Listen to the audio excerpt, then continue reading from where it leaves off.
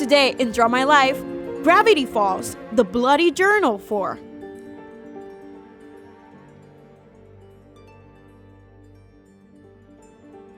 I don't think I'll make it out of this one alive, but at least I'll help someone else not to make the same mistake I did. I didn't even imagine a cartoon show had hidden messages, especially not something this diabolical. Just a word of warning, never watch Gravity Falls in the middle of the night. My father had gone out for dinner and left me alone for a couple of hours. It was Saturday and I was home alone, so that means I could watch my favorite shows as late as I wanted. I turned on the TV and made popcorn. The season finale of Gravity Falls was on. The ringing of a text woke me up as I saw a pool of drool on the couch cushion. I had fallen asleep. It was weird because I don't usually fall asleep that fast. I looked at the clock and it was around 2 a.m. The front door was still locked, so my father had not yet gotten back from his dinner. Although when I peeked into the garage, his car was there, with no one in it. I tried calling him on the phone, but he didn't answer. Out of the blue, the TV volume started getting louder and louder. It was another episode of Gravity Falls. There he was, Schmebulok, with the fourth journal in his hand. Wait, what? There's a fourth journal? I always thought this gnome was the dumbest character, but I discovered he had been cursed by a warlock to only say his own name. Nevertheless, every 1,000 years, he was able to speak coherently in English. Schmebulok started talking about his obsession with the Pines family. He probably had stolen this last journal from Gurkle Stan. The scene cut out, and I could only hear weak moans. Suddenly, the image caught to Stan with his face beaten up, laying on the floor. He gathered his last bits of strength and screamed, "Why did you do it?" Once more, the image was cut off, and I saw Schmebulok inside his house again. He had white eyes and dark bags under his eyes. He was in front of a board full of pictures and notes. Among a lot of stuff, a photo of Dipper and Mabel tied by a thread to Ford. Beneath him, the 3 pages of the other journals were torn apart. Schmebulok was sitting and reading the 4th journal. He had surrounded himself with a ring of salt. There were some strange symbols and words in a foreign language written on the pages. Schmebulok stopped for a second and said, "I'm finally going to be able to help you, Ford." So he started mouthing the words written in the book. A few seconds passed and nothing. Complete silence. Suddenly, the ground started to shake, and a dark portal opened in front of the little guy. The portal began to suck everything around it. Schmebulok held on to the first thing he saw and reached for the book to stop the portal from sucking it. The portal was so powerful that it ripped the cover off and revealed the sketch of Bill's cipher. Then the portal stopped. Mabel and Dipper appeared from the portal, but they were not their usual selves. The portal had opened a path to a new dimension in which Dipper and Mabel were evil. They had black eye sockets and a white smile. They looked at the board and saw the picture of Mabel and Dipper, so they transformed into them.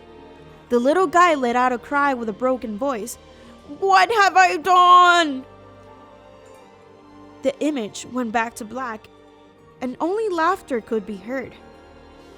The next scene showed Mabel and Dipper planning a Mexican party at the Mystery Shack. Mabel was very excited about placing the decorations.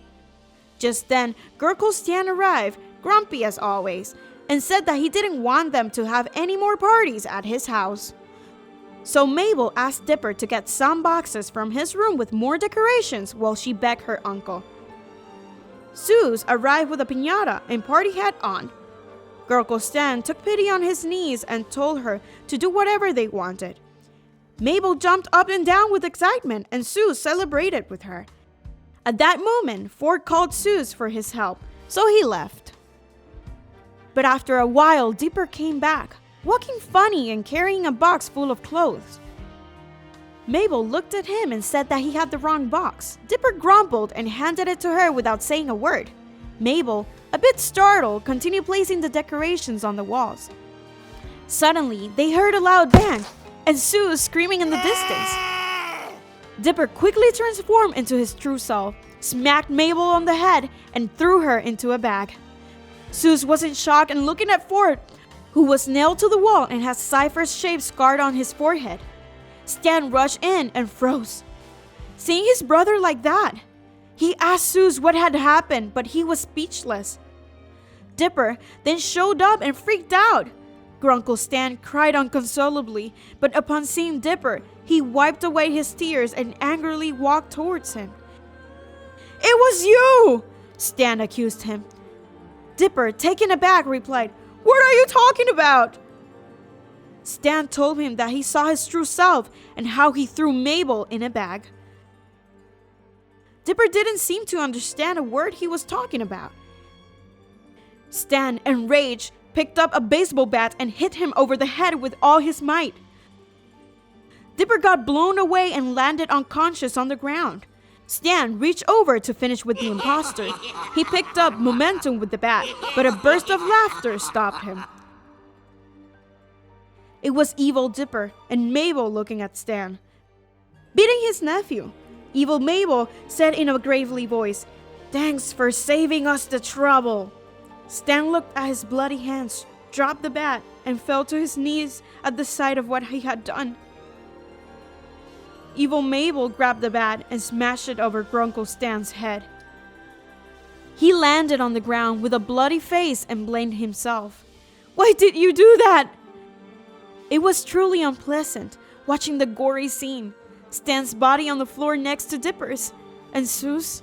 He was left, scared to death, hiding in one corner of the room.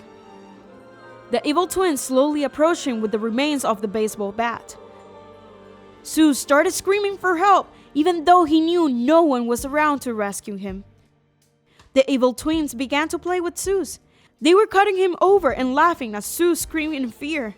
But Dipper got dead serious and said, "That's enough! Let's get this over with." Mabel grabbed his head and lifted it up so Dipper could slit his throat. Suddenly, a shot rang out, and the picture went to black.